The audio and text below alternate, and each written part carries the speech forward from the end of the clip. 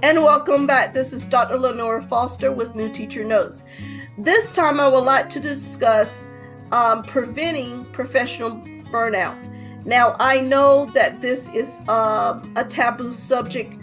Many professionals, many teachers feel as though they should not and cannot admit to being burned out, that somehow they will not be considered teacher of the year material if they utter the words, "I'm burned out." Okay? And I like to share with my mentees every year that professional burnout is real. And many teachers actually experience it every year. In fact, many teachers actually go through professional burnout at least a couple of times during every school year. So what are the symptoms? The symptoms include chronic fatigue, feeling overwhelmed, brain fog, frustration, feeling cynical, feeling as though no matter how hard you work and how much you do and how much you accomplish in a day is never enough. It's never enough. So you get to a point that you feel as though it's metal grating against metal, and you're wondering how you're going to make it. How are you going to make it to winter break? How are you going to possibly make it to spring break? Or can you make it to the end of the school year? Now, I want you to know that every teacher experiences this, whether they want to admit it to you or not. Every teacher experiences this. So when you're starting to feel some of the symptoms, don't feel as though necessarily you're not meant for this profession. Oh no, quite the opposite. Quite the opposite. You're probably experiencing these symptoms because you care. Because you care. Because you are a good teacher. Because you are indeed putting forth the effort. That's why you're starting to feel it.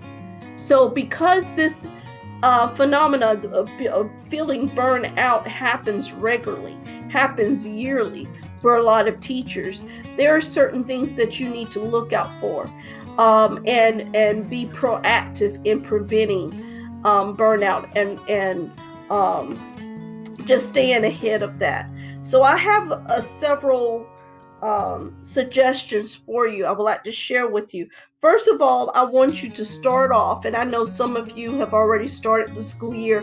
You're about a week or two into the school year. Others of you are getting ready to start the school year within the next week or two. But I want you to start off thinking about what are your professional and personal priorities. Everybody's going to have a different scenario they're dealing with. Some of you are single. You do not have children, you do not have elderly parents, you do not have any major responsibilities, so you really can focus in on your career a little bit more than say another teacher could. And some teachers are married, they are maybe single parents, and they are also the primary caregiver of the elderly parents. Maybe they have a child with special needs. They may be very active in the community, so they're on several committees and things such as that. So they have a lot of things going on. Know that everybody and everybody's situation is unique, and you need to be mindful of that with your own situation. So assess your professional priorities as well as your personal priorities. What's most important to you? And make that crystal clear to yourself of what is most important, the priorities you cannot compromise on, and keep that in mind as you're making your daily decisions. The second suggestion I would give to you is to listen to and respond to your biofeedback. Listen to your body. Make sure you're getting enough rest. Make sure you're staying hydrated. Make sure that you're eating properly. And sometimes that's easier said than done, but make that a priority. The third thing that I would like to share with you as a suggestion is within your classroom, make sure you are esteeming quality over quantity. Sometimes that is the root of a teacher feeling overwhelmed and burned out, because they feel as though in order to have an interactive and vibrant classroom, they must have 5, 6, 7 activities to keep the students constantly engaged. And of those 5, 6, or 7 activities, you are grading a number of them so that the students are more motivated to complete the assignment. And that can bring on the feeling of being burned out, because while you're increasing their number of activities, you're also increasing your workload to prepare those activities and then to turn around and grade and assess those activities and record them. So my suggestion to you is, instead of having multiple small activities, have smaller numbers of activities, fewer activities, but those activities have multiple things within them. Make sure they're building on 2 or 3 different skills within one activity, within one project. And so when you do sit down to assess those projects or activities, you are covering all of the things that you need to cover, but you only have one set of grades to do. Okay, so quality over quantity. Don't work yourself to death just to get the same results you can get in a fewer number and a more quality activity. Also, set your boundaries. Learn to say no.